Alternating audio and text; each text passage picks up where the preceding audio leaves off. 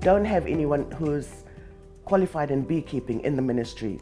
And so I thought this is a perfect opportunity. I need someone to come in and write up my guidelines for beekeeping, which can be shared with the ministry and the community, but also to train my staff as well as the beekeepers in the community. I know David's here with me for 3 months, but we really appreciate the fact that he said yes to our request to come and that it's been facilitated through VSA. And so we're really glad to have him on board for the next 3 months. But I went to the airport to meet him on arrival. Nice guy, although it was only just a fleeting 2 minutes. I thought I could work with David. And I think my community, the beekeepers in the community, my staff, can work with David too. And we're willing to learn as much as possible from him before he departs our shores. Well, I think wanting to do something and wanting to use all the sort of the knowledge that I've gained and been taught by others at university and in beekeeping associations and in my farming, bee farming. So, and to use it for the two-way exchange that we talk about when you volunteer. You go out there and you say, this is what I know, this is what I can do, and this is how I can help, and this is how I can, and they in turn say, well, they don't actually say it, but it happens, well, this is what we're going to teach you as well, David. And then you go back far more enriched than you came out, always. We've got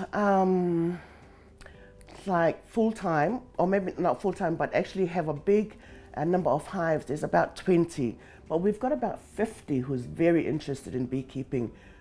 We've had to deal with, oh, my queen's flown out of the hive, or how do I feed my bees? Well, I don't have the resources to provide that support. So I'm hoping through David, my staff will then let them know, well, this is what you need to do to keep your queen from flying away.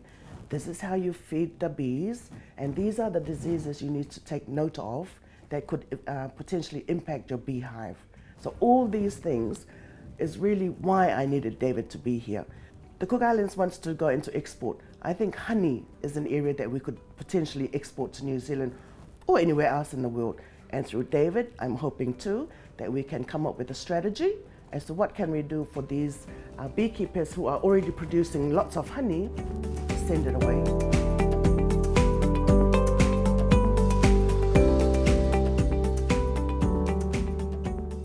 Well, we're very happy to have Sue with us here today. I'd heard about the VSA, so I approached them and said, I'm the only inclusive education advisor here at the Ministry of Education, so I needed someone to come and help me. It's a very wide job. We do any special need. I mean, it's very difficult to know everything about everything. So it's nice to have somebody else here who has some other skills other to mine and that we can use here in the Cook Islands. Well, this is just my second assignment here. I have done teaching in other countries, but this is my second VSA assignment. The first one was so rich and meaningful that I was very, very keen to do it again. Well, I guess it's a two-way decision really. The giving is about me wanting to share a lifetime of sort of knowledge and skills in education, and the taking is what I imagine I learn back from a new community and Indigenous peoples in other places. I'm hoping I can get alongside teachers and students and get down on the floor alongside and see what they're doing, and if just small steps are made towards taking the skills and strengths they already have and maybe moving them a little bit further along a pathway towards inclusion, because I'm a special ed, I'd be so happy. COVID has severely restricted us as well. We've been restricted on travel, and so there's a huge backlog of referrals and assessments that need to be done. So I'm very happy to have Sue here, and we're going to get it to work pretty quickly.